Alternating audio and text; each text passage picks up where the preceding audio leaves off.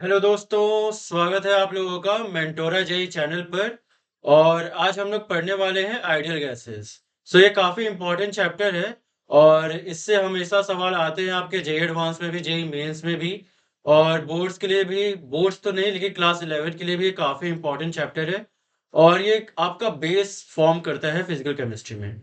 अगर आप physical chemistry start करते हो तो आपकी पहली चैप्टर तो मोल कॉन्सेप्ट हो ही जाती है और दूसरी चैप्टर आपकी एटॉमिक स्ट्रक्चर होती है। लेकिन जो एक्चुअल कोर फिजिकल केमिस्ट्री जो आपकी स्टार्ट होती है, वो आपकी आइडियल गैसेस से स्टार्ट होती है, स्टेट्स ऑफ मैटर से स्टार्ट होती है। तो हम लोग सबसे पहले पढ़ेंगे आइडियल गैसेस और उसके बाद हम लोग पढ़ेंगे रियल गैसेस। और हम लोग आइडियल गैसेस से शुरू करेंगे। कोशिश यही रहेगी कि एक ही वीडियो में सब कुछ निपटा लिया जाए, चाहे वो 1 घंटे की हो, 2 घंटे की हो या 3 घंटे की हो। अगर नहीं हुआ तो इसके पार्ट 2 और पार्ट 3 भी आएंगे। इसके हम फिर बाद में क्वेश्चंस भी सॉल्व करेंगे। इसके हम जेईई मेंस के पीवाईक्यूज की भी सीरीज लेकर के आएंगे एंड जेईई एडवांस के भी हम लोग इसके क्वेश्चन सॉल्व करेंगे। तो चलिए बच्चों, शुरू करते हैं। हम लोग आइडियल गैसेस पढ़ते क्यों हैं? तो हम लोग गैसेस की प्रॉपर्टीज को पढ़ने के लिए हम लोग आइडियल गैसेस पढ़ते हैं। आइडियल गैसेस जो है वो एक्चुअली में तो रियल गैसेस को रिप्रेजेंट नहीं कर रही हैं, लेकिन उसमें कुछ लॉज हमें ऐसी दे देती हैं कि हमें रियल गैसेस की स्टडी करने के लिए वो हमें काफी फायदेमंद महसूस करती है। मतलब हम लोग कुछ भी पढ़ेंगे रियल गैसेस के बारे में, कुछ भी स्टडी करते हैं। फिजिकल केमिस्ट्री एक लेबोरेटरी स्टडी है। जब भी आप लैब में काम करते हो तो आप different types of substance, chemicals, इन सब चीजों से आप डील करते हो और उसमें कुछ गैसेस स्टेट्स में भी आपके कुछ केमिकल्स होते हैं जो रिएक्ट करती हैं। वो किस तरीके से बिहेव करेंगी जब उन्हें मिक्स किया जाएगा, जब उनकी टेम्परेचर रेज की जाएगी, जब उनकी प्रेशर इंक्रीज करी जाएगी, जब उनकी वॉल्यूम में डिफरेंस आ जाएगा, तो वो किस तरीके से बिहेव करेंगी और वो उनमें क्या स्ट्रक्चरल या फिर बिहेवियरल चेंजेस आएंगे, उन सब के स्टडी को ही हम लोग आइडियल गैसेस की स्टडी कहते हैं। और जब हम आइडियल गैसेस में हम जब रियल गैसेस से कंपेयर करते हैं, तब आपकी कंप्रेसिबिलिटी फैक्टर और डिफरेंट टाइप्स ऑफ आपकी कॉन्सेप्ट्स आ जाती हैं और इन कॉन्सेप्ट्स को हम लोग मिक्स करके हम रियल जो लेबोरेटरी में जो हमारा एक्सपेरिमेंट है उसमें हम लोग यूज करते हैं। आइए बच्चों, हम लोग पढ़ते हैं आइडियल गैसेस। चलिए अब शुरू करते हैं। देखिए, हम लोग का क्या है कि यूनिवर्स है,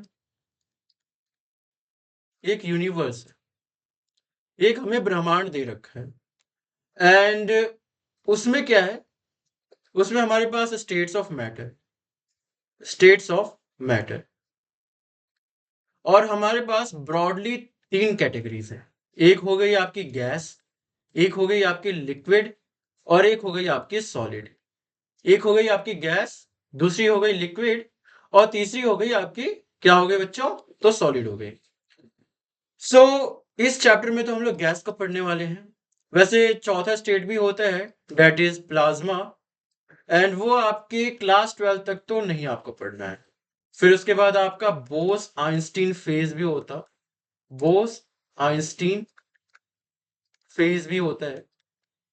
क्या होता है बच्चों? बोस आइंस्टीन फेज होता है। यह दोनों आपके लिए रेलिवेंट नहीं है, कम से कम अभी तो आपके लिए रेलिवेंट नहीं है। ठीक है बच्चों, तो आगे देखिए। हम लोग पढ़ने वाले हैं गैस के बारे में। इसमें भी 2 ब्रॉड कैटेगरीज हैं। एक हो गई आपकी आइडियल गैसेस और एक हो गई आपकी real gases. Real gases, ideal gas की क्या बिहेवियर्स रहती हैं, किस तरीके से वो बिहेव करती हैं, उनका क्या मतलब समन्वय रहता है, क्या वो इन्वायरमेंट में इफेक्ट डालती हैं, उन सब की स्टडी को ही हम लोग आज करने वाले हैं। कुछ साइंटिस्ट आए थे आपके, कुछ केमिस्ट आए, कुछ फिजिसिस्ट आए और उन्होंने आपको लॉज दिया। सबसे पहले जो आपके साइंटिस्ट आए हैं वो है बॉयल्स लॉ। सो बॉयल भाई साहब आए थे और उन्होंने अपना एक लॉ दिया। Boils law and measurement of pressure, and measurement of pressure and measurement of क्या बच्चों? तो प्रेशर। मैंने बॉयल्स लॉ के साथ मेजरमेंट ऑफ प्रेशर क्यों लिखा? मैंने इसलिए लिखा कि बॉयल्स ने जो स्टेटमेंट दिया था बॉयल भाई साहब ने जो भी स्टेटमेंट दिया था वह कहते हैं for a fixed amount of gas. So gas की एक फिक्स्ड अमाउंट ले लीजिए, आप मोल्स ले लीजिए, एन नंबर ऑफ मोल्स ले लीजिए बच्चों, और उसको क्या कीजिए, और उसको आप कांस्टेंट टेम्परेचर पे रख दीजिए। क्या कीजिए, तो कांस्टेंट टेम्परेचर पे रखिए। एंड टेम्परेचर आप कांस्टेंट रख सकते हो थर्मोफ्लास्क में, या फिर बहुत सारे इंसुलेशन आती है, वो आप, ये वेसल है अगर और इसमें गैस है तो इसमें आप इंसुलेशन लगाकर इसे टेम्परेचर को आप कांस्टेंट कर सकते हो। सो आगे क्या कहते हैं ये, कि अगर टेम्परेचर कांस्टेंट है, इफ टेम्परेचर क्या है, कांस्टेंट है, and fixed amount of gas है, मतलब नंबर ऑफ मोल्स भी constant, then pressure is inversely proportional to volume. Pressure क्या है बच्चों, तो प्रेशर जो है वो इनवर्सली प्रोपोर्शनल टू वॉल्यूम होगा। यह आइडियल गैस के लिए लॉ है, यह आइडियल गैस के लिए लॉ है। किसने दिया, तो बॉयल्स ने दिया। किसने दिया बच्चों, तो बॉयल्स ने दिया। ये बॉयल्स लॉ है।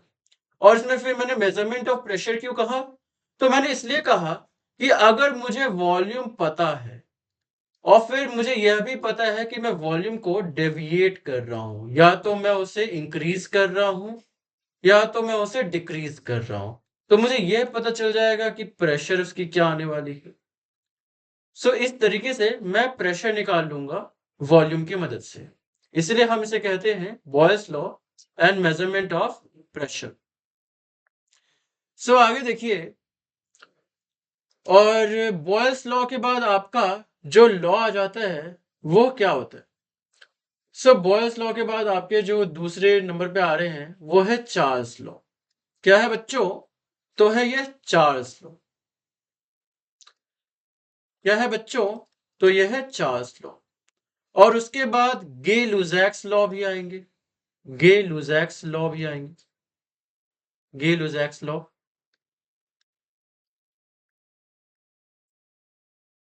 गे लुजैक्स लॉ। एंड उसके बाद बच्चों, उसके बाद क्या आएगा, तो उसके बाद आपका आएगा एवोगैड्रोस लॉ। उसके बाद क्या आएगा बच्चों, तो आपका आएगा एवोगैड्रोस लॉ। सो डिटेल में इन सबको हम लोग पढ़ेंगे, आइए देखते हैं। सो चार्ल्स लॉ,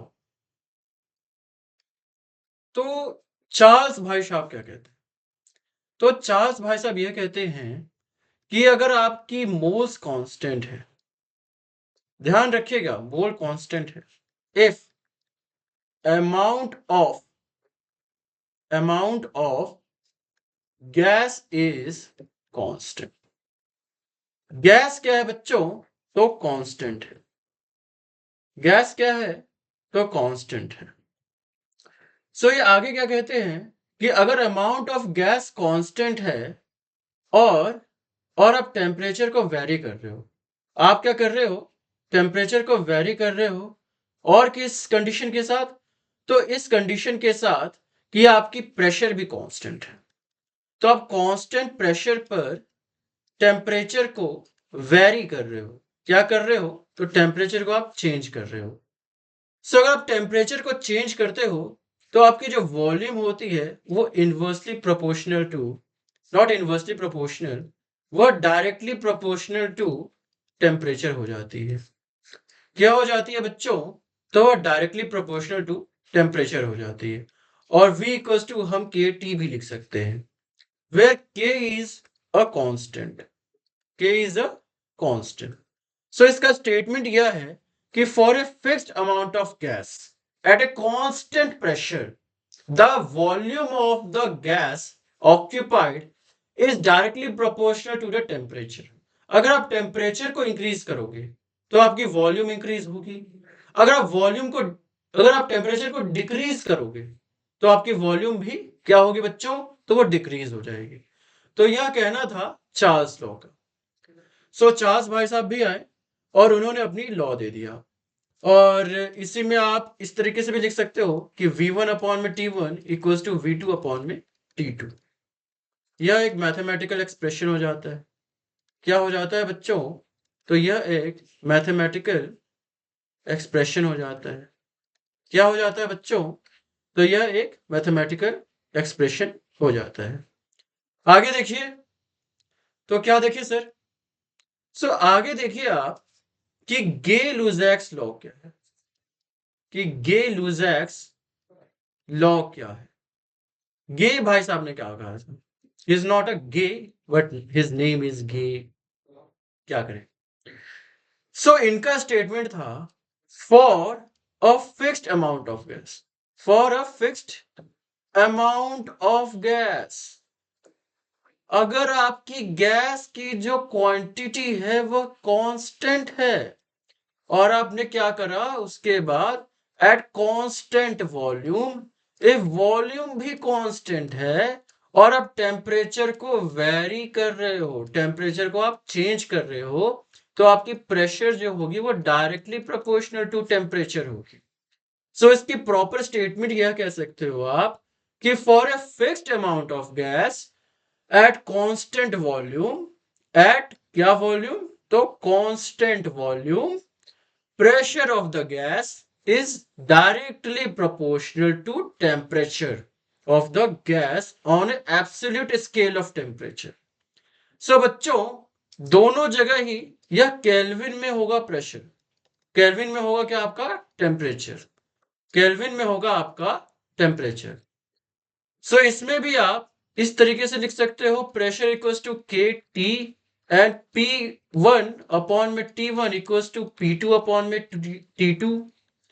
तो यह भी एक आपका मैथमेटिकल एक्सप्रेशन हो गया।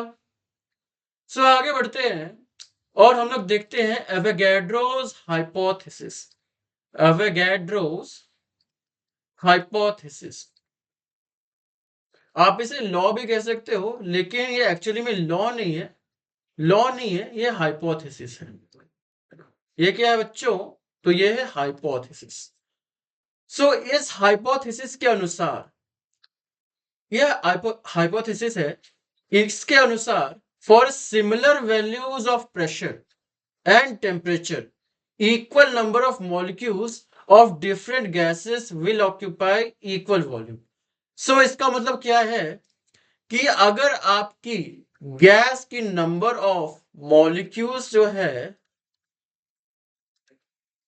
वो अगर एक फिक्स्ड अमाउंट n है, तो अगर वो डिफरेंट गैसेस भी हो, अगर वो डिफरेंट गैसेस भी हो तो इक्वल वॉल्यूम ही ऑक्यूपाई करेगी, इक्वल वॉल्यूम ही ऑक्यूपाई करेगी। ये हाइपोथेसिस है।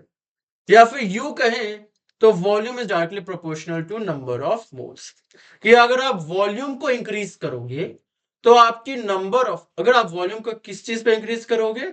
प्रेशर एंड टेम्परेचर अगर आपकी कांस्टेंट है तब। अगर आपकी वॉल्यूम, मतलब लेट्स सपोज वॉल्यूम आप कैसे इंक्रीज कर सकते हो? आपने आपने प्रेशर भी कांस्टेंट रख रखा है, आपने टेम्परेचर भी कांस्टेंट रख रखा है। सो आप, अगर आपको किसी एक का वॉल्यूम इंक्रीज करना है, जैसे कि आपका हो गया एक वेसल है जिस कांस्टेंट प्रेशर पे कांस्टेंट टेम्परेचर पे, तो उसके अंदर आप अगर आप गैस फिल करोगे तभी उसकी वॉल्यूम इंक्रीज होगी। सो और इसका एक और चीज कहना है कि अगर डिफरेंट गैसेस हैं और उनके नंबर ऑफ मॉलिक्यूल सेम है तो वो जो वॉल्यूम ऑक्यूपाई करेंगे वो सेम ही ऑक्यूपाई करेंगे। सो इसीलिए ये हाइपोथेसिस है और इसमें आपको कहा जाता है volume is directly proportional to N. और जब आप ये सारे लॉज को, जब आप ये सारे लॉज को, जो मैंने आपको ये सारे लॉज पढ़ाए, इन सारे लॉज को जब आप कंबाइन कर लेते हो, क्या कर लेते हो बच्चों? सो अगर आप ये सारे लॉज को क्या कर लेते हो? तो कंबाइन कर लेते हो। क्या कर लेते हो बच्चों? कंबाइन कर लेते हो तो आपकी बन जाती है आइडियल गैस इक्वेशन। क्या बन जाती है? सो बन जाती है आपकी ideal gas equation, that is PV equals to nRT। आइए बच्चों अगले स्लाइड पे देखते हैं।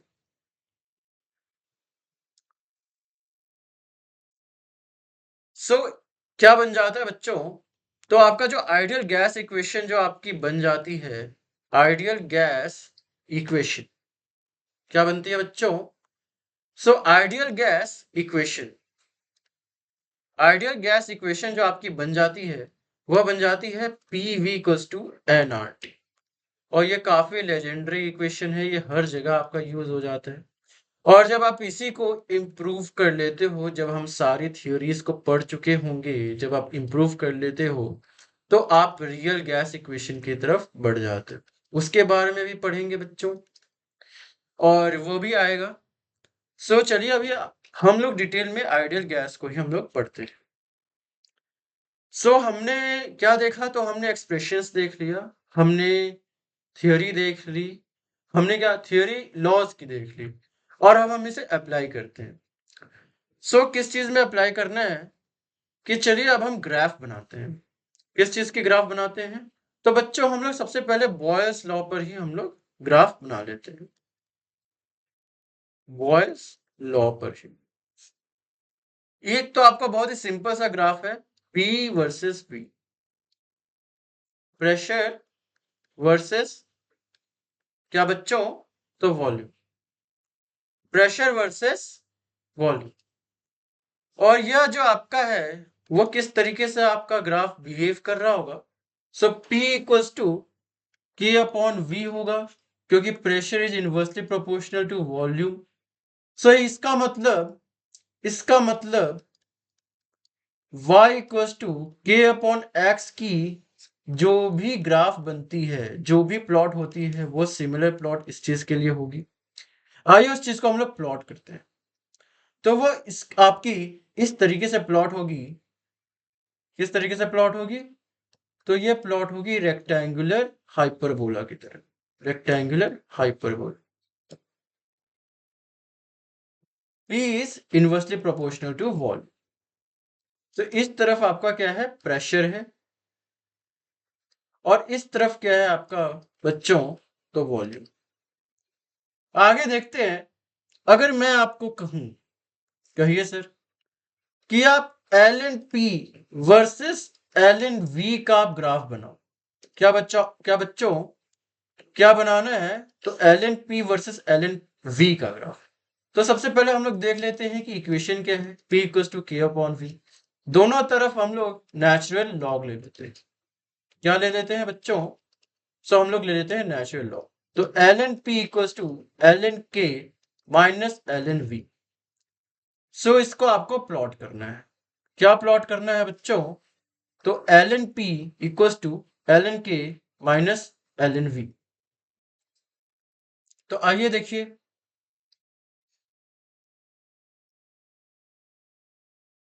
सो इस तरफ आपका एल एन पी आ जाएगा और इस तरफ आपका आ जाएगा एल एन वी। एंड ये पॉइंट जो है वो है एल एन के। सो बच्चों आपका जो ग्राफ बनेगा वह कुछ इस तरीके से बनेगा। किस तरीके से बनेगा बच्चों, तो वह कुछ इस तरीके से बनेगा। और इसकी इक्वेशन है L N P equals to L N K minus L N V. क्या है बच्चों इक्वेशन, तो L N P minus L N K minus equals to L N K minus L N V. So बच्चों देखिए, ध्यान से देखिए, यह आपका ग्राफ बन गया। सो अब अगर मैं आपको आगे कहूं, कहिए सर क्या कहना चाहते हैं। अगर मैं आपको आगे कहूं कि आप और इक्वेशन बनाओ, इक्वेशन भी बनाओ, ग्राफ भी बनाओ। सो हमारे पास जो इक्वेशन वो है P equals to K upon V। क्या मैं P वर्सेस 1 अपॉन V का ग्राफ बना सकता हूं, हाँ बनाइए सर। तो देखिए बच्चों, उसका ग्राफ कुछ इस तरीके से होगा। इस तरफ प्रेशर और इस तरफ 1 अपॉन वॉल्यूम। सो आपको क्या लगता है कि इसका ग्राफ किस तरीके का होगा। सो P इक्वल्स टू हमें बनाना है P equals to K upon V का, जिसमें Y equals to K X हो गया। यह चीज आपकी x हो गई इक्वल्स टू 1 अपॉन V, और यह चीज आपकी y। सो आपकी जो ग्राफ बनेगी वह बनेगी इस तरीके से। किस तरीके से बच्चों, तो वह बनेगी इस तरीके से, इस तरीके से, इस तरीके से, यह किस तरीके से? सो लेट सपोज यह टेम्परेचर T1 पे है, यह टेम्परेचर T2 पे है, यह टेम्परेचर T3 पे, और सारी ही ग्राफ सही है। ग्राफ सही है। ग्राफ क्या है बच्चों? तो करेक्ट है। सो मैं आपको एक क्वेश्चन पूछता हूं, एक क्रिटिकल एक क्वेश्चन पूछता हूं कि आप बताइए कि T1, T2 और T3 में सबसे ज्यादा टेम्परेचर क्या है, या फिर अगर आप हो सके तो इसे असेंडिंग या डिसेंडिंग ऑर्डर में ही आप बता सकते हैं, असेंडिंग या डिसेंडिंग ऑर्डर। और मैं आपको यह भी बता देता हूं कि आप इस इक्वेशन को यूज कर सकते हो, PV इक्वल्स टू nRT। ठीक है बच्चों, सो देखिए क्रिटिकली अगर आप सोचो तो P equals to K upon V था। इसका मतलब क्या है कि y equals to K X. अगर मैं P equals to nRT upon में v लिख सकता हूं, अगर यह k है तो क्या मेरी m की वैल्यू nRT हो गई? क्या मेरी slope directly proportional to temperature हो गया? और क्या अगर मैं क्या बच्चों, अगर मैं इसका स्लोप में m1 मानता हूं, इसका स्लोप में m2 मानता हूं, और इसका स्लोप में अगर m3 मानता हूं, तो क्या m3 is greater than m2 is greater than m1? And इस इक्वेशन के अनुसार T3 is greater than T2 is greater than T4। तो क्या हमारा यह क्वेश्चन जो है सॉल्व हो गया? हाँ बच्चों, यह क्वेश्चन आपका सॉल्व हो गया। चलिए अब आगे देखते हैं। क्या देखते हैं सर? सो आगे देखिए कि अगर मैं आपको बोलूं, क्या बोलिए सर, कि मैं आपको आपको ग्राफ प्लॉट करके दे रहा हूं, एक इस तरीके की, एक सेकेंड, एक इस तरीके की, एक इस तरीके की, और एक इस तरीके की। और यह किस चीज के लिए है? तो P वर्सेस V का ग्राफ। और सिमिलरली यह टेम्परेचर T1 है, यह टेम्परेचर T2 है, और यह टेम्परेचर T3 है। अब बताइए इसमें T3 versus T3 is greater than T2 is greater than T1 है, या T1 is greater than T2 is greater than T3? इसका ऑप्शन ए सही है या ऑप्शन बी सही है? ये आप मुझे बताइए। सो आगे देखिए बच्चों, ध्यान से देखिए। सिमिलरली हम लोग इसे सॉल्व करने की कोशिश करेंगे। तो हमारा क्या है? P equals to K upon we. इसका मतलब y equals to K upon x है, जिसमें k की वैल्यू nRT है, क्योंकि मैं इसको लेकर के आया हूं PV equals to nRT। PV equals to nRT। And अगर k की वैल्यू जैसे जैसे इंक्रीज करेगी, हमें यह पता है कि रेक्टेंगुलर हाइपरबोला यह दूर जाने लग जाता है। क्या करता है बच्चों? तो यह दूर जाने लग जाता है। अगर मैं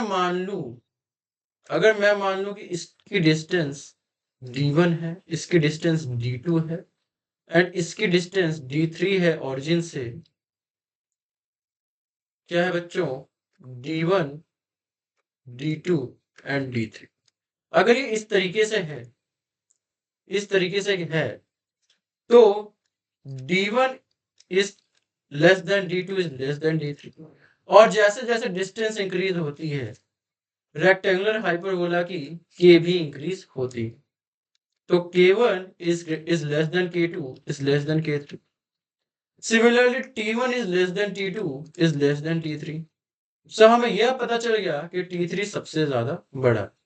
तो हमारा सही ऑप्शन जो होगा वह यह होगा, t3 is greater than t2 is greater than t1। चलिए बच्चों अब आगे बढ़ते हैं। क्या करते हैं बच्चों? तो आगे बढ़ते हैं। इसी तरह कुछ यूनिट्स आप देख लीजिए। क्या देख लीजिए बच्चों? तो कुछ आप यूनिट्स देख लो कि प्रेशर को आप किन किन यूनिट्स में मेजर कर सकते हो। तो आप एटीएम में मेजर कर सकते हो, आप पास्कल में मेजर कर सकते हो, आप टॉर में मेजर कर सकते हो, आप बार में मेजर कर सकते हो। और किन चीजों में आप मेजर कर सकते हो? तो आप न्यूटन पर मीटर स्क्वायर से ही आप पास्कल भी कहते हैं। आप डाइन पर सेंटीमीटर स्क्वायर, डाइन पर सेंटीमीटर स्क्वायर से भी आप मेजर कर सकते हो। और कुछ कन्वर्जन देख लेते हैं, जैसे कि 1 एटीएम आपकी 101325 पास्कल्स होती है, equals to 101325 newton per metre square, equals to 760 torricellis, equals to 760 mm of Hg, equals to 76 centimeter of Hg, equals to 76 centimetre of Hg। ये दिख नहीं रहा होगा आपको, यहाँ पे लिख देते हैं, दूसरे स्लाइड में चलते हैं। क्या बता रहा था मैं आपको कि 1 ATM equals to 101325 pascals, equals to 760 torr, equals to 760 mm of Hg, equals to 76 centimetre of Hg, equals to, और आप क्या लिख सकते हो, तो आप लिख सकते हो, क्या लिख सकते हो, 1013 बार, और आप क्या लिख सकते हो, और आपको जितने भी कन्वर्जन करना हो आप कर सकते हो। 1 न्यूटन इक्वल्स टू 10⁵ डाइन होती है। एक सेकंड, ये रेलिवेंट नहीं है यहाँ पे, और भी कई तरह के कन्वर्जन है जो हम आगे पढ़ेंगे। उसी तरह टेम्परेचर को आप किन यूनिट्स में आप मेजर कर सकते हो, तो आप टेम्परेचर को मेजर कर सकते हो केल्विन में, और किस चीज में आप मेजर कर सकते हो, डिग्री सेल्सियस में, डिग्री फ़ारेनहाइट में, और रैनकाइन। यह क्लास 12 में तो नहीं यूज होता है, जी एडवांस तक जानने में क्या हर्ज। केल्विन आप 273 प्लस डिग्री सेल्सियस आप लिख सकते हो, और जो आपकी डिग्री फ़ारेनहाइट है वो आपकी 9/5 डिग्री सेल्सियस प्लस 32 होती है। एंड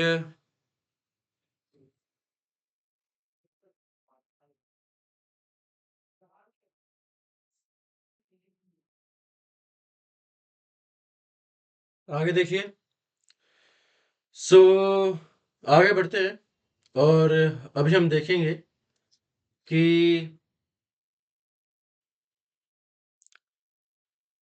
मेजरमेंट ऑफ प्रेशर क्या अभी देखने वाले हैं हम लोग। तो अभी हम लोग देखेंगे measurement of pressure, measurement of pressure. हम लोग प्रेशर को किस तरीके से मेजर करते हैं। पहला आप बैरोमीटर से आप मेजर कर सकते हो, फिर आप मैनोमीटर से मेजर कर सकते हो। किससे मेजर कर सकते हो, मैनोमीटर से। और इसमें भी दो तरह के हैं, open and close manometer. Open manometer and close manometer. आइए आगे देखते हैं। बैरोमीटर किस तरीके की होती है। बैरोमीटर होती है, ये आपका वेसल है आपका, इसमें लिक्विड होगी, क्या होगी बच्चों, तो इसमें होगी लिक्विड, क्या होगी, तो लिक्विड होगी। और आगे देखिए, आपने इसमें क्या डाला, तो एक आपने फनल डाल दिया, ग्लास फनल ले लो, टेस्ट ट्यूब ले लो, कुछ भी ले लो, और वो होगी वैक्यूम। क्या होगी बच्चों, वो होगी वैक्यूम। क्या होगी बच्चों, तो वो होगी वैक्यूम।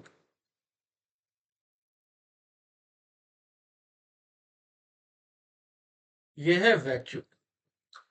मैंने एक वैक्यूम वेसल लेकर के आया, और मैंने उसे एक, मतलब वैक्यूम, मैंने फनल ले लिया, ट्यूब ले लिया, मैंने कुछ भी ले लिया, एक वैक्यूम, और थिन नैरो ग्लास ट्यूब से आप बोल सकते हो, क्या बोल सकते हो बच्चों, तो थिन नैरो ग्लास ट्यूब।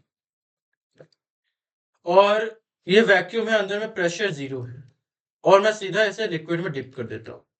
क्या करता हूँ? सीधा लिक्विड में डिप कर देता हूँ।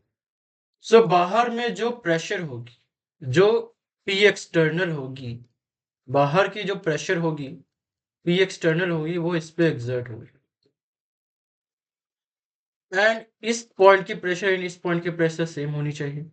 सो उसके लिए ये क्या होगा, लिक्विड ऊपर की तरफ जाएगा और एक सर्टेन लेवल तक लिक्विड जाएगा, एक सर्टेन लेवल तक लिक्विड जाए और उस पर हम लोग pressure equals to rho G H की फॉर्मूला लगाकर हम अपनी प्रेशर की वैल्यू जान जाएंगे, जिसमें रो होगी आपकी density of liquid, density of liquid, और एच होगी height attained by the liquid, height attend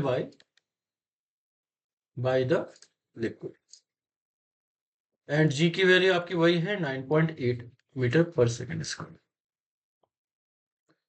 सो इस तरीके से आप प्रेशर निकाल सकते हो। और एक और तरीका है, आप एक काम करो, उसी उसी जो नैरो ट्यूब है ना, उसमें पूरा लिक्विड फिल कर दो और आप सीधा उसे लिक्विड वेसल, लिक्विड की जो टब है, वेसल है, उसमें सीधा डिप कर दो। सो जो एक्स्ट्रा लिक्विड होगी, जो एक्सटर्नल प्रेशर में नहीं है, जो एक्स्ट्रा लिक्विड होगी वो उससे निकल जाएगी। देखिए कैसे, ये आपकी वेसल है और यह मेरे पास क्या है बच्चों, तो ग्लास ट्यूब है।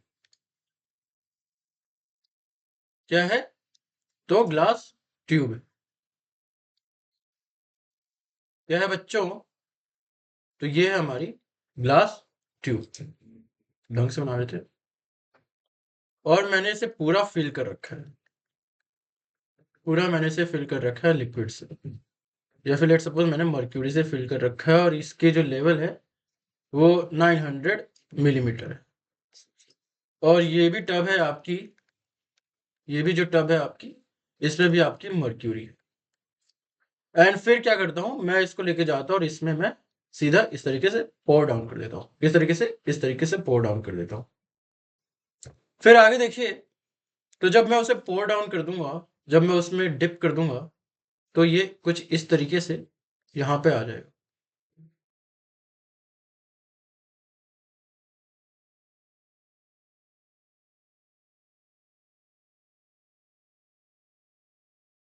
और ये तो ऐसे पूरा फिल था। क्या था बच्चों? पूरा फिल था, ये फिल था ना। लेकिन क्या है, ये 900 मिलीमीटर तक फील्ड था। कितने लेवल तक फील्ड था? तो 900। लेकिन बाहर प्रेशर तो 180 में है, that is 760 mm of H G. ये हमने कैलकुलेट भी इसी से ही किया है, क्योंकि आती ही इसकी लेवल 760 है, 760 मिलीमीटर, और यू कैन से 76 सेंटीमीटर। सो इस तरीके का वर्क होता है आपका बैरोमीटर का, और इसे हम बैरोमीटर कहते हैं। इस डिवाइस को जो हमने बनाया है उसे हम बैरोमीटर कहते हैं। तो बच्चों, अब मैनोमीटर क्या होता है? तो आइए देखिए, मैनोमीटर होती है आपकी,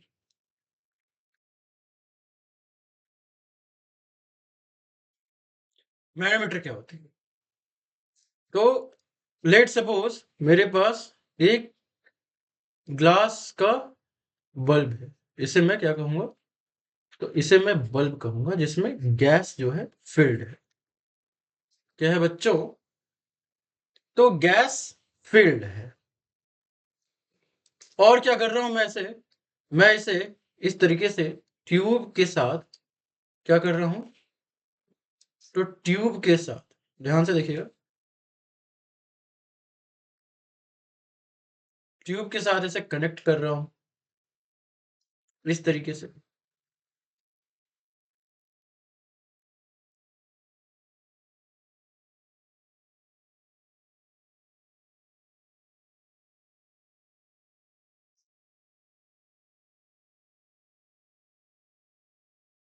इस तरीके से मैंने ये इसको ड्रॉ कर लिया।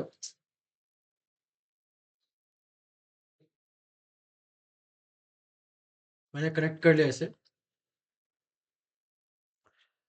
एंड इसी में आपकी ओपन भी बन जाएगी और इसी में आपकी क्लोज मैनोमीटर भी बन जाएगी। इसी को अगर मैं क्लोज कर दूंगा, अगर मैं इसे क्लोज कर दूंगा तो ये क्लोज मैनोमीटर हो जाएगी, और इसे मैं ओपन कर दूंगा तो ये ओपन मैनोमीटर हो जाएगी। सो क्या अंतर होता है? ओपन में क्या होता है कि आपके एक्सटर्नल प्रेशर PATM लग रहा होता है, और इसमें क्या होता है ना, लिक्विड फिल होता है, मेनली इसमें मर्क्यूरी फिल्ड होता है।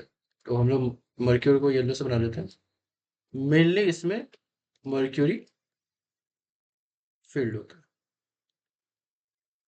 तो लेट सपोज ये इस लेवल तक मर्क्यूरी है, यहाँ पे इस लेवल तक मर्क्यूरी, एंड बाहर से आपकी प्रेशर पी एटीएम लग रही है और ये अंदर में आपकी पी गैस है। तो दैट मीन्स इस पॉइंट की प्रेशर एंड इस पॉइंट की प्रेशर सेम होती है by Pascal's law, by Pascal's law, जो कि आप फिजिक्स में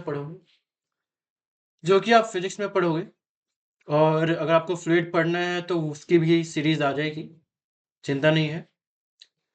सो बाय पैस्कल्स लॉ आप इस चीज को, यहाँ की जो प्रेशर है पी ए और पी बी इक्वल होगा, that means P A equal to P B है। आइए आगे सॉल्व करते हैं। पी ए की वैल्यू पी गैस है एंड पी बी की वैल्यू पी एटीएम प्लस यह जो हाइट है, एच, तो रो जी एच है, और रो मैंने मर्क्यूरी लिया है तो रो एच जी जी एच। और जब जैसे ही मैं pressure of gas minus pressure of ATM लेता हूं एंड रो जी एच लिखता हूं, इस चीज को मैं पी गेज कहता हूं। क्या कहता हूं? तो पी गेज कहता हूं। ये गॉज प्रेशर है, गेज प्रेशर, दो तरीके से बोल सकते हो, गॉज प्रेशर या gauge pressure. So P gas minus P ATM, P gas minus P ATM equals to rho G H, equals to क्या है बच्चों? तो रो जी एच। और उसी तरह अगर मैंने इसे क्लोज कर दिया, मैंने क्या कर दिया बच्चों? तो मैंने एक ढक्कन लेकर के आया और मैं इसको ऐसे करके क्लोज कर देता हूं, और अगर मैं इसे इस तरीके से क्लोज कर दूं तो ये मेरा क्लोज मैनोमीटर हो जाएगा। यह तो ओपन मैनोमीटर की फॉर्मूला थी, यह क्या थी? Open manometer. और उसी तरह सेम है, सेम देखिए, सेम आप देख सकते हो, सेम अपैरेटस है, बस उसमें ढक्कन लगा हुआ है, इसमें ढक्कन नहीं लगा हुआ है। इसमें ऊपर वाली पार्ट वैक्यूम होगी या फिर पूरी ही आपकी भरी होगी एचजी से। सो इसका मतलब कोई भी, मतलब इसका जो फ्लूइड है, फ्लूइड के अलावा और कोई प्रेशर नहीं लगा रहा होगा। सो जो उसमें जो आपकी जो फॉर्मूला बन जाएगा, P A equal to P B मैं लिख सकता हूँ, जिसमें पी गैस में लिख दूंगा एंड रो जी एच लिख दूंगा, जो भी हाइट डिफरेंस है इन दोनों में, एच जो हाइट डिफरेंस है वो आ जाएगी। सो इसे मैं क्लोज एंड मैनोमीटर कहता हूं। क्या कहता हूं? क्लोज एंड मैनोमीटर कहता हूं। एंड एक चीज से आप कंफ्यूज मत होना कि सर इसमें भी मैंने वही प्रेशर निकाला, इसमें वही प्रेशर निकाला, लेकिन हाइट डिफरेंस कैसे सेम हो सकती हो? हाइट डिफरेंस सेम नहीं होगी, आप जान लो, हाइट डिफरेंस सेम बिल्कुल भी नहीं होगी। हाइट डिफरेंस में अंतर ही होगा, हमेशा अंतर होगा। लेकिन मैं इस चीज को दोबारा बनाना नहीं चाह रहा था, इसलिए मैंने इसी में समझा दिया। हाइट डिफरेंस आएगा, और हाइट डिफरेंस प्रोपोर्शनल नहीं आएगा, उतना ही आएगा जितनी हाइट डिफरेंस आनी चाहिए। देखिए कैसा आएगा। पी एटीएम होता है, equals to rho G H होता है, और हमें पता है इसकी 760 mm ऑफ एच जी होती है अगर आपने मर्क्यूरी ले रखा है। सो अगर आपका क्लोज एंड में कोई प्रेशर पी गैस आ रहा है तो आपकी ओपन एंड में P gas minus 760 mm of H G आएगा। अगर आप एच जी में आप मेजर कर रहे हो तो हाइट में तो चेंज आएगा, और हाइट में 760 प्लस हो जाएगा।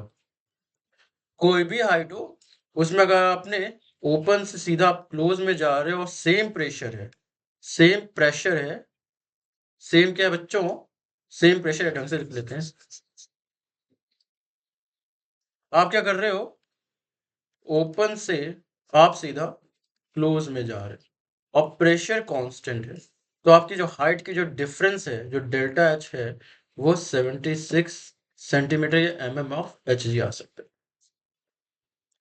चलिए बच्चों, यह तो होगी ओपन मैनोमीटर और बैरोमीटर की बात। अब आगे बढ़ते हैं अगले स्लाइड में। देखिए ध्यान से देखिए।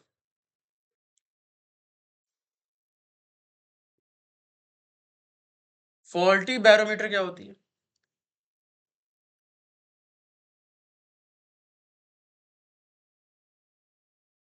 तो फॉल्टी बैरोमीटर कुछ नहीं होती। फॉल्टी बैरोमीटर वो होती है जिसमें आपकी प्रेशर की जो वैल्यू है वो रॉन्ग आता है। और वो रॉन्ग क्यों आता है? तो आप पिछले स्लाइड में जैसे कि आप देख सकते हो, फॉल्टी बैरोमीटर तभी पॉसिबल है जब आपकी वो क्लोज, मतलब फॉल्टी मैनोमीटर या फॉल्टी बैरोमीटर तभी पॉसिबल है जब वो आपकी क्लोज हो। जैसे मैनोमीटर क्लोज हो गया तब पॉसिबल है, और बैरोमीटर तो हमेशा ही क्लोज होती है, क्योंकि मैं उसे इन्वर्ट कर देता हूँ। हम इसे इन्वर्ट कर देते हैं और हम ऐसा सोचते हैं कि यह चीज जो है यह वैक्यूम, ये जो ऊपर का पार्ट है, ये जो खाली है, यह वैक्यूम हो, इसमें कोई एयर ना हो, कोई प्रेशर एक्सर्ट ना कर रहा हो। यह बैरोमीटर था ना हमारा, आपने जैसा पढ़ा होगा, जैसे मैंने आपको पढ़ाया, ये बैरोमीटर था। और यहाँ पे आपका जो भी लिक्विड फॉल होता था, यहाँ पे कोई भी एयर ना हो। लेकिन अगर यहाँ पे एयर स्टोर हो जाएगा तो क्या प्रेशर लगाएगा? पी एयर लगाएगा, हाँ लगाएगा।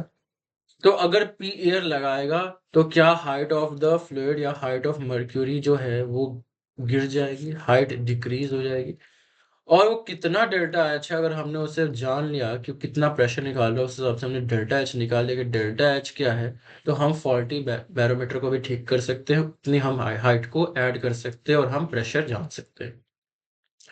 चलिए अब आगे बढ़ते हैं।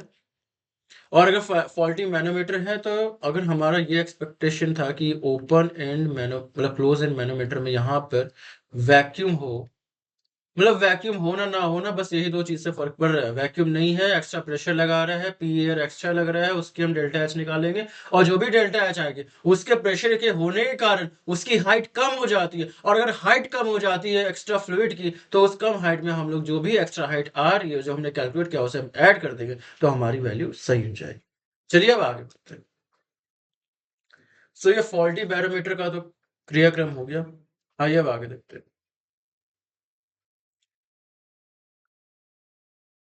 सो आगे देखिए बच्चों, क्या देखिए, तो आगे देखिए इक्वेशन ऑफ स्टेट। क्या देखिए बच्चों, तो इक्वेशन ऑफ स्टेट देखिए। आइडियल गैस इक्वेशन तो मैंने आपको बताया है, PV equals to NRT. PV equals to NRT. आप एक काम करो, पीवी अपॉन में टी इक्वल्स टू एनआर ले लो। एनआर तो कांस्टेंट है ही, एनआर तो कांस्टेंट है अगर अमाउंट ऑफ गैस कांस्टेंट है तो, अगर अमाउंट ऑफ गैस कांस्टेंट है तो। सो आप क्या लिख सकते हो, P1 V1 अपॉन में T1 equals to P2 V2 upon में T2। अगर एक स्टेट में गैस पाई जा रही है और मैंने उसकी स्टेट चेंज कर दी, मैंने उसकी वॉल्यूम इंक्रीज कर दी, प्रेशर डिक्रीज कर दिया, टेम्परेचर इंक्रीज कर दिया, तो उस हिसाब से उसकी जो भी मतलब चीजें हैं, रेशियो यह जो है हमेशा कांस्टेंट ही रहता है। अगर मैं थर्ड स्टेट में भी लेके जाऊँ P3 V3 अपॉन में T3, तो भी ये कांस्टेंट ही रहेगा। P N V N nth state में भी लेके जाऊं तो भी ये कांस्टेंट ही रहेगा, अनटिल एंड अनलेस मैं नंबर ऑफ मोल्स इसका जो है चेंज नहीं कर रहा। तो चलिए ठीक है, ये कांस्टेंट है। अब आगे बढ़ते हैं। इक्वेशन ऑफ स्टेट हो गया, और आगे है आपका Dalton's law of partial pressure. So बच्चों देखिए, Dalton's law of partial pressure क्या है? Dalton's law of partial pressure आपका है क्या? सो डाल्टन साहब आए थे और उन्होंने कहा, उन्होंने स्टेटमेंट दिया। क्या दिया स्टेटमेंट बच्चों? तो उन्होंने दिया स्टेटमेंट कि अगर आपकी मिक्सचर ऑफ गैस है, अगर आपकी मिक्सचर ऑफ गैस मतलब एक मिक्सचर है, एक वेसल है जिसमें आपकी गैस ए भी पाई जा रही है, गैस बी भी पाई जा रही है, गैस सी भी पाई जा रही है, तो आपका क्या होगा कि जो प्रेशर ऑफ ए होगा वो वही होगा कि इंडिपेंडेंटली अगर इन दोनों इस वेसल में बी और सी ना हो और amount of gas N A जो इसमें है वो उतना ही रहे, एन बी एन सी, तो ये इतना ही मतलब रहे, एन ए रहे, तो ये उतना ही प्रेशर एक्सर्ट करेगा जितना ही सिंगल हैंडेडली एग्जिस्ट करता, जितना ही एक्सर्ट करता।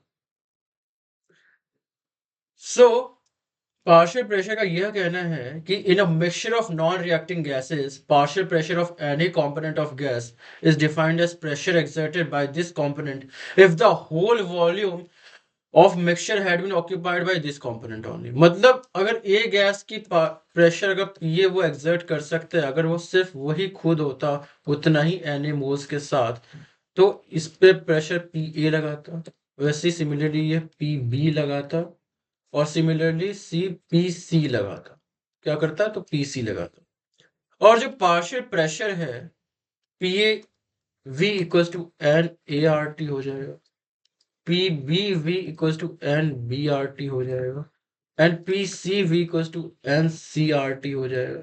एंड अगर लेट सपोज मैं टोटल प्रेशर के सारे के सारे ही गैसेस एक साथ है तो P total V equals to N total R T हो जाएगा। इक्वेशन 1, इक्वेशन 2, इक्वेशन 3 और ये रहा आपका इक्वेशन 4। डिवाइड करना चालू कीजिए और निकालिए इसका आंसर। 1/4 पी ए अपॉन में P total equals to N A upon में एन टोटल। क्या टोटल? तो एन टोटल। एन टोटल क्या है? तो N A plus N B plus N C है। क्या ये एन ए अपॉन में N A plus N B plus N C हो गया? क्या ये partial pressure partial mole fraction X A हो गया? सो पार्शियल प्रेशर अगर मुझे लिखना हुआ पी ए मुझे लिखना हुआ तो mole fraction times P total में लिख सकता हूं क्या? Mole fraction times P total में लिख सकता हूं क्या? पी टोटल में लिख सकता हूं क्या? हाँ, लिख सकते हैं। X equals to N A upon में N A plus N B plus N C. So इस तरीके से मैं लिख सकता हूं। आगे देखिए। So P A equals to X से पी टोटल हो जाएगा जो भी टोटल प्रेशर एक्सर्ट हो रहा है। P B equals to X B P total हो जाएगा जो भी प्रेशर एक्सर्ट हो रहा है। And P C equals to X C P total हो जाएगा जो भी प्रेशर एक्सर्ट हो रहा है। प्रेशर क्या हो रहा है? एक्सर्ट हो रहा है। आइए अब आगे देखते हैं। चलिए अब आगे बढ़ते हैं और देखते हैं। सो अगले स्लाइड पे आ जाते हैं और देखिए आपकी मिक्सिंग ऑफ गैस तो हो गई और अगर आप आगे बढ़ोगे तो आपकी आ जाती है वेपर डेंसिटी। क्या आ जाती है बच्चों? तो वेपर डेंसिटी। अब ये वेपर डेंसिटी क्या होता है? So vapor density of any gas is defined as density of any gas with respect to density of H2। H2 के रिस्पेक्ट में किसी भी डेंसिटी किसी भी गैस की क्या डेंसिटी है वो आप बताओ। सो पहली बात, डेंसिटी की जो फॉर्मूला है वो P M by R T है। ये कहां से आता है? तो P V equals to N R T है बच्चों। डेंसिटी क्या होता है? Mass upon volume. तो P equals to N upon V R T आप लिख सकते हो। एन क्या है? Total mass upon molecular mass M naught. So P equals to M upon M naught V R T. And इस चीज को हम लोग क्या डेंसिटी कहते हैं। तो P equals to rho upon M naught R T. और फिर जब आप आगे बढ़ते हो तो आपको मिलेगा rho equals to P M naught upon में आर टी। सो अगर आपको वेपर डेंसिटी लिखनी है, vapour density of any gas is defined as the density of the gas with respect to the hydrogen gas. H2 के respect में उस gas की क्या डेंसिटी है, मतलब density of any gas off gas A upon density of gas H2 hydrogen. ये आपकी vapour density defined है।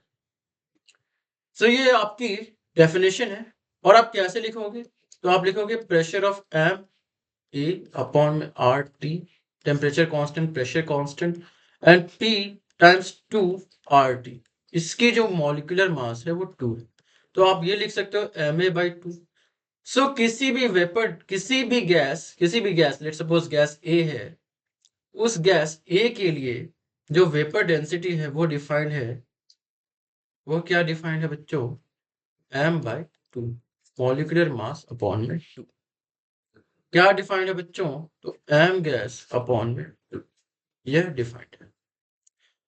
आगे देखिए, अगर आप मिक्सिंग करते हो गैसेस की, अगर आप गैसेस की मिक्सिंग करते हो तो उसकी मॉलिक्यूलर मास हो जाती है N1M1 plus N2M2 plus N3M3 upon में N1 plus N2 plus N3। अगर आप किसी भी 2 या 3 या 4 से ज़्यादा कंपोनेंट्स को आप मिक्स करते हो, तो उसको आप इस तरीके से लिख सकते हो समेशन Ni अपॉन में summation Ni from I equals to 1 to n, I equals to 1 to n। ये आपकी डेफिनेशन। आइए अब आगे बढ़ते हैं और पढ़ते हैं ग्राहम्स लॉ ऑफ डिफ्यूजन। तो बच्चों हम लोग आगे हैं डिफ्यूजन में। किसमें आगे हैं बच्चों? तो हम लोग आगे हैं डिफ्यूजन में। Graham's law of diffusion.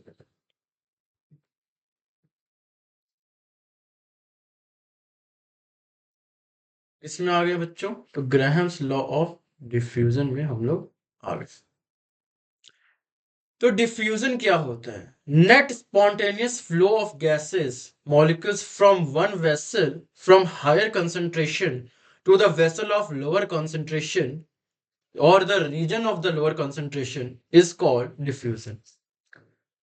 मतलब एक आपका वेसल है, इसमें गैस है, आपका गैस ए है, और एक और वेसल है जिसमें कुछ नहीं है, एम्प्टी है। एम्प्टी कह सकते हो या फिर गैस बी है। चलिए मान लेते हैं इसमें गैस बी है। क्या है बच्चों? तो इसमें गैस बी है। और जब इसे आप ऐसे जोड़ते हो तो इसमें ए की कॉन्सेंट्रेशन बहुत ज्यादा है। इसमें क्या है बच्चों? ए की कॉन्सेंट्रेशन ज्यादा है, इसमें ए की कॉन्सेंट्रेशन ज्यादा है और इसमें ए की कॉन्सेंट्रेशन कम है। एंड इसमें बी की कॉन्सेंट्रेशन कम है, इसमें बी की कॉन्सेंट्रेशन ज्यादा है। तो आगे देखिए, तो क्या देखिए कि गैस ए यहां से ट्रेवल करके क्या करेगी? यहां से ट्रेवल करके यहां जाएगी, एंड गैस बी यहां से ट्रेवल करके यहां जाएगी। तो गैस जो ए है, पहले यहाँ पे सिर्फ रेड मॉलिक्यूल्स गैस के थे, एंड यहाँ पे येलो मॉलिक्यूल्स गैस बी के थे। और आफ्टर मिक्सिंग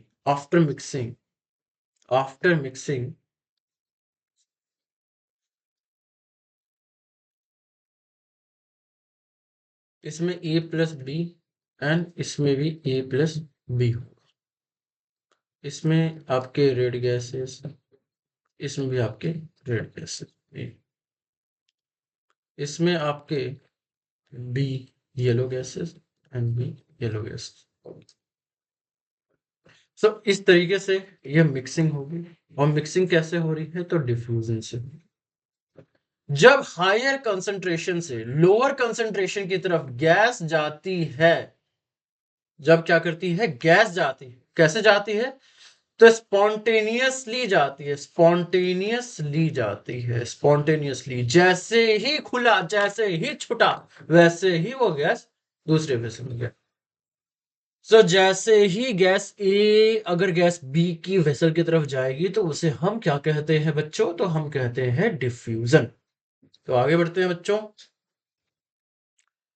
सो ग्राहम्स ने डिफ्यूजन के लिए लॉ दिया। क्या क्या करा ग्राहम ने? तो डिफ्यूजन के लिए उन्होंने उन्होंने क्या करा? तो लॉ दिया। तो उन्होंने क्या लॉ दिया बच्चों? तो उन्होंने लॉ दिया है। क्या है लॉ ग्राहम्स का? तो वह कहते हैं सिमिलर कंडीशंस में जब कंडीशन सेम हो, सिमिलर कंडीशंस में किस चीज की? टेम्परेचर, प्रेशर, और you can say partial pressure.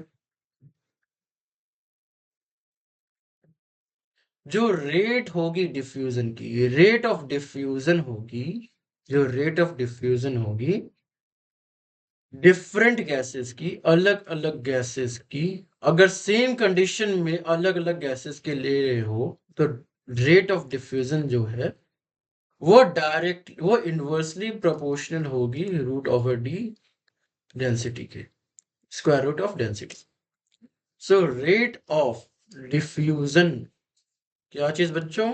तो rate of diffusion is inversely proportional to root over density. So अगर दो गैसेस हैं, one gas and two gas, तो आप इसका से लिखते हो कि d1 अपॉन में डी। तो इस तरीके से आप लिख सकते हो gas one and gas two के लिए आप इस तरीके का इक्वेशन लिख सकते हो। या फिर आप ऐसे भी लिख सकते हो वेपर डेंसिटी 2 अपॉन में वेपर डेंसिटी 1, ये भी चल जाएगा आपका। रेट 1 अपॉन में rate 2, rate of 1 with respect to rate of 2। And क्या है बच्चों, यह पार्शियल प्रेशर पर भी डिपेंड करता है। अगर पार्शियल प्रेशर जो है वो कांस्टेंट नहीं, अभी तक तो हमने यह बात किया था कि पार्शियल प्रेशर कांस्टेंट है, प्रेशर कांस्टेंट है, टेम्परेचर कांस्टेंट है। टेम्परेचर को हम कांस्टेंट रखते हैं लेकिन पार्शियल प्रेशर कांस्टेंट नहीं है, तो जो रेट है वो directly proportional to partial pressure P1 हो जाता है। सो आपकी जो अब जो रेट की वैल्यू होगी R1 अपॉन में R2 equal to P1 upon में P2 times root over D2 upon में D, तो यह आपका फाइनल इक्वेशन बन जाता है। क्या बन जाता है बच्चों, तो फाइनल इक्वेशन बन जाता है। आगे बढ़ते हैं, और ये इंपॉर्टेंट टॉपिक है बच्चों, इसे ध्यान से सुनिएगा। Kinetic theory of gas. कौन सी थ्योरी, तो kinetic theory of gas. Kinetic theory of gases, of क्या बच्चों, तो गैसेस। सो आगे देखिए कि काइनेटिक थ्योरी क्या कहता है आपका। काइनेटिक थ्योरी कुछ कहता होगा, कुछ तो कहता है kinetic theory. So kinetic theory आपका क्या कहता है। सो उसके कुछ स्टेटमेंट्स हैं, उन्हें आप ध्यान से देखिए, लिखिए, सुनिए, जानिए, पहचानिए। कि अ गैस कंटेन्स, जो आपका पहला जो स्टेटमेंट है कि a gas contains of tiny spherical, छोटे spherical called molecules.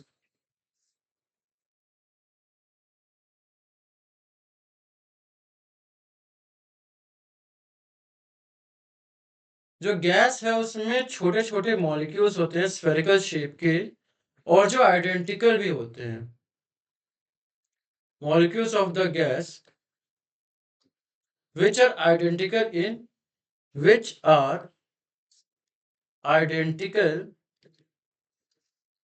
in shape and size। Shape और साइज में ये आइडेंटिकल है, मास में ये आइडेंटिकल है।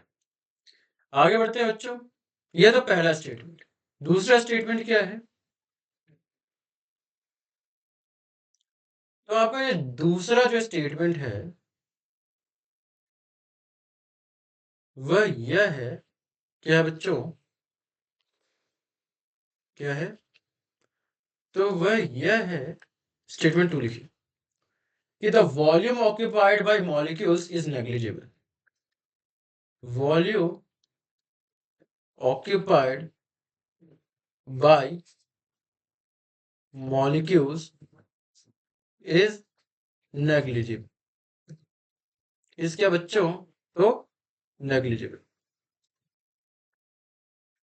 negligible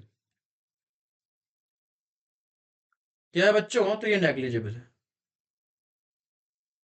इन कंपैरिजन टू, इसके कंपैरिजन में, तो in comparison to vessel, vessel of the gas. So किसके कंपैरिजन में यह नेग्लिजिबल है, तो गैस के वेसल के वॉल्यूम के कंपैरिजन में यह नेग्लिजिबल है। तो जो वॉल्यूम, जिस भी वॉल्यूम में गैस होगी उसमें गैस की जो वॉल्यूम होगी, जो मॉलिक्यूल की जो वॉल्यूम होगी वो नेग्लिजिबल होगी।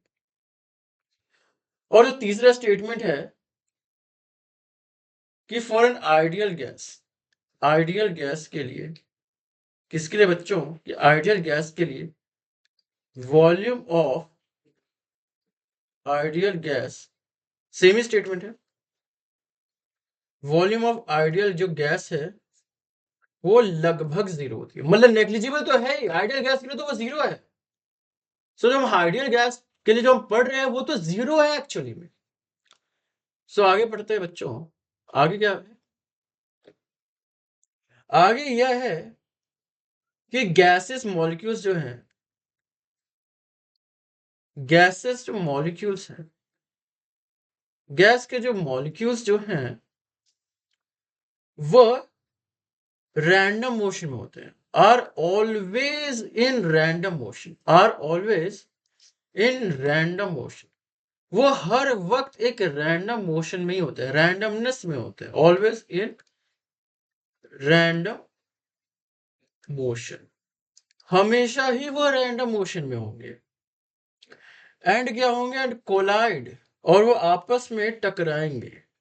एंड कोलाइड इलास्टिकली, और वो आपस में इलास्टिकली कोलाइड करेंगे। And collide with other gas molecules, and collide with other gas molecules elastically. वो कैसे टकराएंगे? तो वो इलास्टिकली ही टकराएंगे। अब आगे देखिए बच्चों,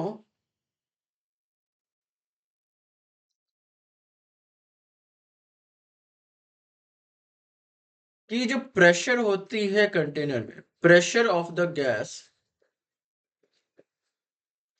inside the container, inside the container, किसके अंदर?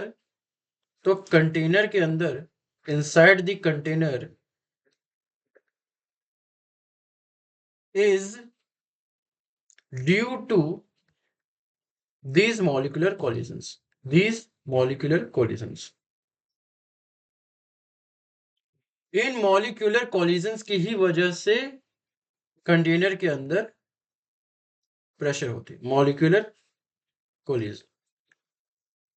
तो इन्हीं मॉलिक्यूलर कॉलिजन की वजह से अंदर के मतलब गैस के कंटेनर में प्रेशर होती है। और कॉलिजन इलास्टिक है, यह तो मैंने आपको बता दिया। और एंड मॉलिक्यूलर फोर्सेस जो होंगी, जो मॉलिक्यूलर फोर्सेस होंगी, मॉलिक्यूलर फोर्सेस जो होंगी एक्सर्टेड, एक्सर्टेड, तो किसमें exerted? Between, exerted between two molecules, two molecules is क्या? is zero। तो मॉलिक्यूलर फोर्सेस होंगी दो मॉलिक्यूल्स के बीच में, वो हमेशा ही जीरो होंगी, वो नेग्लिजिबल होंगी, लगभग नहीं होंगी, नेग्लिजिबल होंगी। एंड रिपल्सिव फोर्स, मतलब मॉलिक्यूलर फोर्सेस में दोनों आ जाएंगे, attractive forces, attractive forces and repulsive forces, यह दोनों ही जीरो ही होंगी। एंड इफेक्ट ऑफ ग्रेविटी, तो किसका इफेक्ट? तो ग्रेविटी का effect. And effect of gravity, 6 point हो गए आपके। And effect of gravity and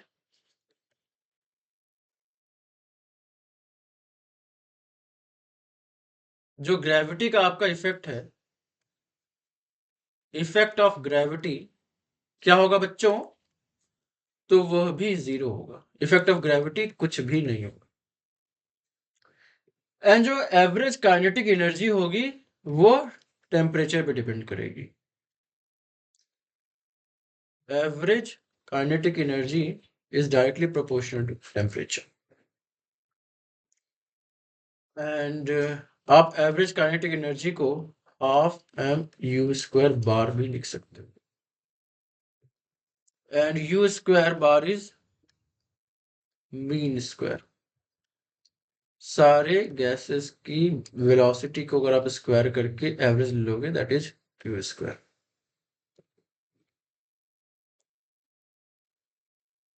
so आगे बढ़ते हैं अब। तो ये हो गई आपकी काइनेटिक थ्योरी ऑफ गैस। सो इन्हीं थ्योरीज को यूज करके हम लोग निकालते हैं VRMS, V average and V most probable speeds.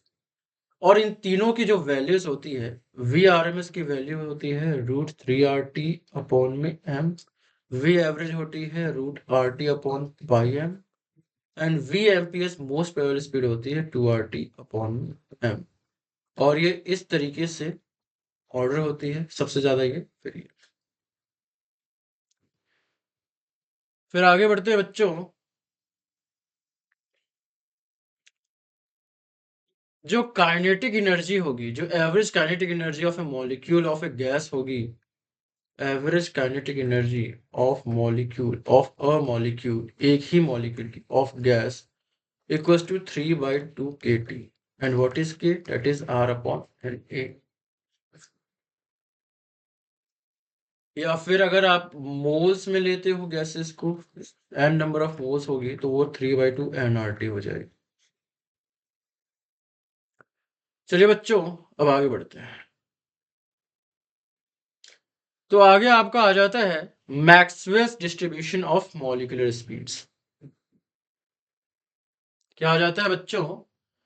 तो आपका आ जाता है Maxwell's distribution of molecular speeds. So Maxwell का क्या कहना था कि मॉलिक्यूलर स्पीड के बारे में मैक्सवेल का क्या कहना था, यह हम देखेंगे। तो इंपॉर्टेंट है, सो लिख लीजिए heading, Maxwell's distribution, Maxwell's distribution of molecular speeds. Of क्या बच्चों? तो of molecular speed,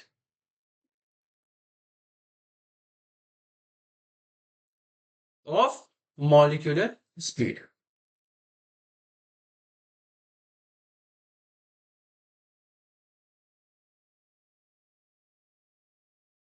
so Maxwell's distribution of molecular speeds.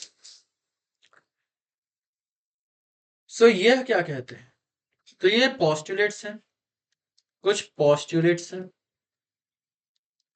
कुछ एजम्पशंस हैं, कुछ पोस्टुलेट है, कुछ एजम्पशन है स्पीड डिस्ट्रीब्यूशन की। किसकी? तो स्पीड डिस्ट्रीब्यूशन की। किसकी बच्चों? तो स्पीड डिस्ट्रीब्यूशन की। और वह क्या है? तो आइए देखते हैं। तो सबसे पहले तो यह इट इज बेस्ड ऑन, यह किस चीज पे बेस्ड है? तो ऑन प्रोबेबिलिटी, यह प्रोबेबिलिटी पर बेस्ड है। It is based on probability. सबसे बड़ी बात, ये प्रोबेबिलिटी पे बेस्ड है। दूसरी बड़ी बात यह है कि इट गिव्स, यह क्या देता है? It gives statistical averages. यह क्या देता है? तो स्टैटिस्टिकल, यह आपको देता है स्टैटिस्टिकल एवरेजेस। और वो किस चीज की देते हैं स्टैटिस्टिकल एवरेजेस? किस चीज की देती है आपको? तो यह आपको देती है, किस चीज की देती है बच्चों? Of speed. स्पीड की बात हो रही है तो स्पीड की देगी, of the speed of the whole, of the whole, किस चीज का बच्चों? Of the whole of gas molecules, सारे की सारी ही गैस मॉलिक्यूल्स की स्टैटिस्टिकल एवरेज की यह वैल्यू बताती है, स्पीड की वैल्यू आपको बताती है। सो आगे देखिए, speed of gases molecules may very. और आगे ये क्या कहता है? और आगे ये क्या कहते हैं? तो मैक्सवेल जनाब आपको यह कहते हैं कि speed of molecules, speed of molecules may very. May very कहां से कहां तक? तो 0 टू इंफिनिटी तक। यह जो है 0 से लेकर के इंफिनिटी तक वेरी कर सकता है, इनफाइनाइट तक। एंड आगे इनका यह कहना है, आगे क्या कहना है कि मैक्सवेल डिस्ट्रीब्यूशन ऑफ स्पीड, जो मैक्सवेल ने डिस्ट्रीब्यूशन किया, Maxwell's distribution of speed, of speed can be plotted, can be plotted, can be plotted against fraction of, against fraction of molecules as follows, molecules। so अगर fraction of molecules के साथ आप graph plot कर सकते हो distribution of speed की, और वो ग्राफ कैसी होती है वो देखिए बच्चों। वो जो आपकी ग्राफ होगी ना, वो कुछ इस तरीके की होगी। किस तरीके की होगी? वो होगी आपकी इस तरीके की। सो इस तरीके की आपकी होगी।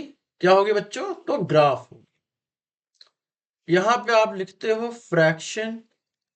क्या लिखते हो बच्चों? तो आप यहां पे लिखते हो फ्रैक्शन। फ्रैक्शन किस चीज की फ्रैक्शन? तो fraction of molecule. Fraction of molecule having particular speed.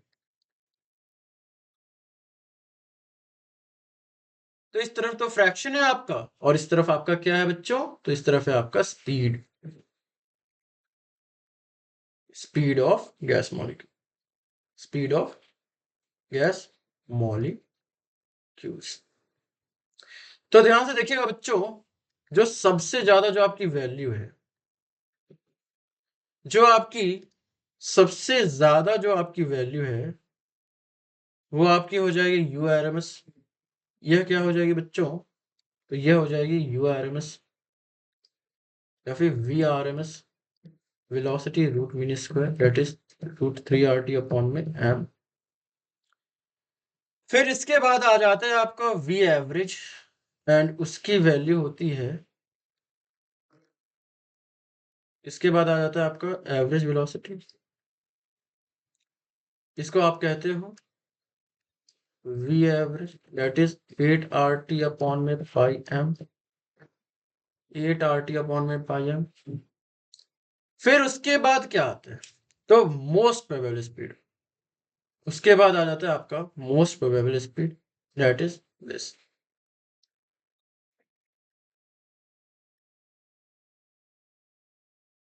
ये है आपका most probable speed, V MPS. Most probable speed कि मैक्सिमम नंबर ऑफ मॉलिक्यूल्स का क्या स्पीड रहेगा? मोस्ट प्रोबेबल स्पीड मतलब प्रोबेबिलिटी क्या होती है? सबसे ज्यादा मॉलिक्यूल्स की वेलोसिटी रहने की क्या प्रोबेबिलिटी है? तो वो है √2 RT अपॉन में M। सो आगे देखिए, the area under the curve. जो इस कर्व के अंदर जो एरिया है, जो इस कर्व के अंदर जो एरिया है, क्या है बच्चों? तो इस कर्व के अंदर जो भी एरिया है, वो जो है फ्रैक्शन ऑफ मॉलिक, ये जो कर्व के अंदर जो भी एरिया है, वो क्या डिनोट करता है? तो वो एक चीज डिनोट करती है, fraction of molecules multiplied by speed.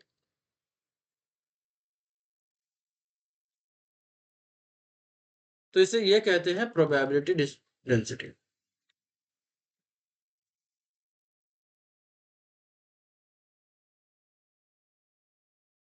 इसे हम क्या कहते हैं? Probability density. अभी के लिए फिलहाल उतना रेलिवेंट नहीं है, इसे हम बाद में पढ़ेंगे। सो एरिया को छोड़िए, अब आगे बढ़िए।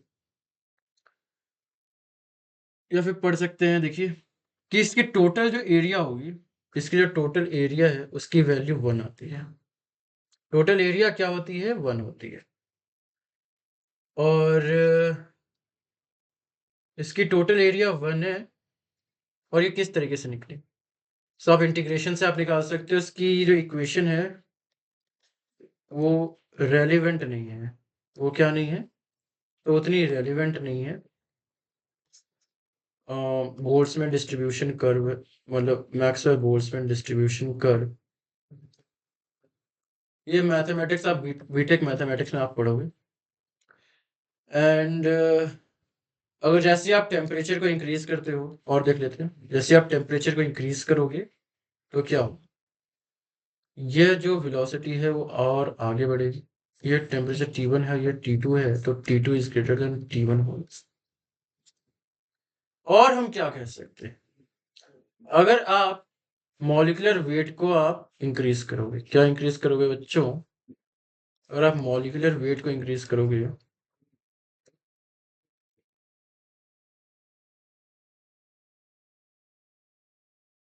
मॉलिक्यूलर वेट को अगर आप इंक्रीज करोगे तो भी ये जो है क्या होती है, VRMS क्या होती है, √3RT/में। सो जैसे जैसे जैसे जैसे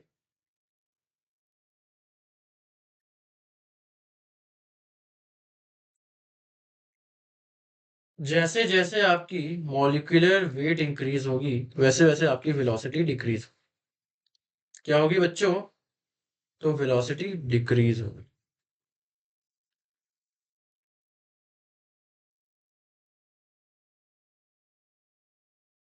लेट सपोज ये M1 है, ये M2 है, ये M3 है। तो जो आपका आपका जो वैल्यू होगा वो M1 का, वो ग्रेटर देन M2 होगा, वो ग्रेटर देन M3 होगा। M1 is greater than M2, M2 is greater than M3। सो यहाँ पे आपका Maxwell's distributions of molecular speeds finish होती है और कहीं ना कहीं हमने 80% आइडियल गैस की थ्योरी को हमने कवर कर लिया। एडवांस लेवल तक की हमने 100% के आसपास कवर कर लिया। इसकी क्वेश्चन की सीरीज, इसके क्वेश्चन की वीडियो लाएंगे हम लोग बहुत ही जल्द। और इससे पहले हम लोग करेंगे रियल गैसेस। तो मिलेंगे बच्चों आने वाले वीडियोस में। पढ़ते रहिए, सीखते रहिए, जानते रहिए। और हमारे इस चैनल मेंटोरा JEE को आप सब्सक्राइब कर लीजिए। मेंटोरा JEE को आप सब्सक्राइब कर लीजिए, बेल आइकन दबा दीजिए। और जो भी अभी आपको डाउट हो वह कमेंट सेक्शन में आप बता सकते हो, पूछ सकते हो। और आपको अगला वीडियो किस चीज़ पे चाहिए इस बात की भी आप सजेशन दे सकते हो कि सर आप यह इस चीज़ पे वीडियो बना दो। और जो भी आपके रिक्वायरमेंट्स हैं वो भी आप कमेंट सेक्शन में आप पूछ सकते हो। एक टेलीग्राम चैनल है हमने बनाया है, उस पे हम लोग मटेरियल्स, क्वेश्चंस, एडवाइसेस हम लोग हमेशा पोस्ट करते रहते हैं, उसे ज्वाइन कर लीजिएगा। मिलेंगे फिर हम लोग अगले वीडियो में। तब तक के लिए थैंक यू। पढ़ते रहिए, सीखते रहिए।